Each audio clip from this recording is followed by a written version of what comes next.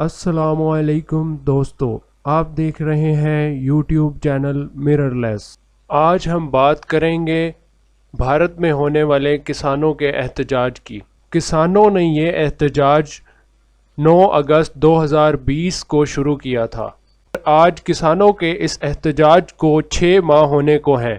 بھارتی حکومت نے ایگریکلچر ایکٹ 2020 کے نام سے ایک پالیسی بنائی۔ کسانوں کا یہ احتجاج اس پالیسی کے خلاف تھا۔ اس پالیسی میں کچھ ایسی باتیں تھیں جن پر کسانوں کو اختلاف تھا، کچھ ایسی چیزیں تھیں جس نے کسانوں کو سڑکوں پہ آنے پہ مجبور کر دیا۔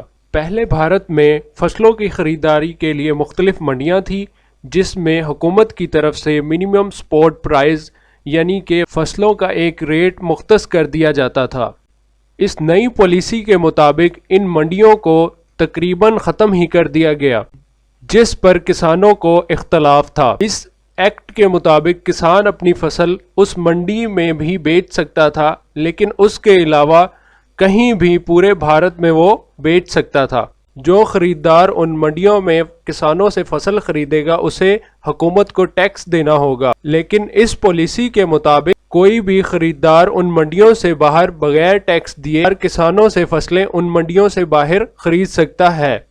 بظاہر تو یہ ٹھیک لگتا ہے کہ کسان اپنی فصل کہیں بھی بیچ سکتے ہیں، لیکن یہ آزادی تو کسانوں کے پاس پہلے بھی تھی، لیکن اس کے مطابق کسانوں کی فصلوں کا ریٹ خراب بھی ہو سکتا ہے۔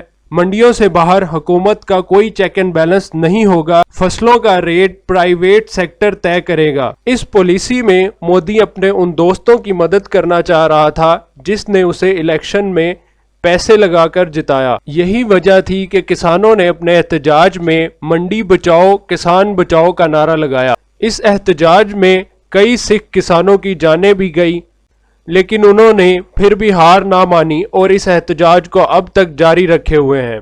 انڈین ریپبلک ڈے 26 جنوری کو اس احتجاج نے ایک بڑی تحریک کی شکل اختیار کر لی۔ یہ تحریک خالصتان کی تحریک ہے۔ سکھ کسانوں نے اپنے اوپر ہونے والے مظالم کو دیکھتے ہوئے خالصتان کا نعرہ لگایا۔ آپ کو بتاتے چلیں، سکھوں کی ایک تنظیم ہے جس کا نام SFJ سکھس فار جسٹس۔ یہ تنظیم 2007 میں امریکہ میں بنی تھی اور فی الحال یہ تنظیم انڈیا میں بینڈ ہے، لیکن دنیا بھر کے سکھ اس تنظیم کو فنڈنگ کرتے ہیں اور اس سے جڑے ہوئے ہیں۔ اس تنظیم کا مقصد شروع سے ہی پنجاب کو خالصتان بنانا ہے۔ اس تنظیم کے بہت اہم رکن ہے گرپت ونت سنگھ پنو۔ انہوں نے اعلان کیا کہ جو شخص لال قلعے پر خالصتان کا جھنڈا لگائے گا اسے اچھی خاصی رقم دی جائے گی، اور انہوں نے $2,50,000 کی رقم کا اعلان کیا۔ اور سکھوں نے ایک بڑا اعلان کیا، اگر ہمارے مطالبات نہ مانے گئے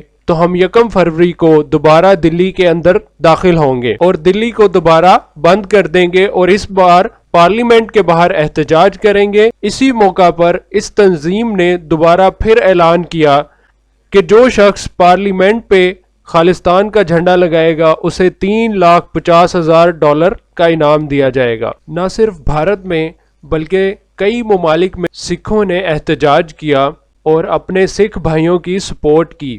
لندن اور اٹلی میں انڈین ایمبیسی کا کئی گھنٹے تک محاصرہ کیا۔ ہمیشہ کی طرح اس بار بھی بھارتی حکومت نے اس سب کا ذمہ دار پاکستان کو قرار دیتے ہوئے کہا SFJ کو پاکستان سپورٹ کر رہا ہے، اور بھارتی حکومت کے مطابق 3,000 ایسے ٹویٹر اکاؤنٹس ہیں جو پاکستان سے آپریٹ ہو رہے ہیں، جو اس کسان پروٹیسٹ کو ہوا دے رہے ہیں، جو کہ بالکل جھوٹ ہے۔ اب تک کے لیے اتنا ہی۔ اپنا اور اپنے اس چینل کا خیال رکھیے۔ اللہ حافظ۔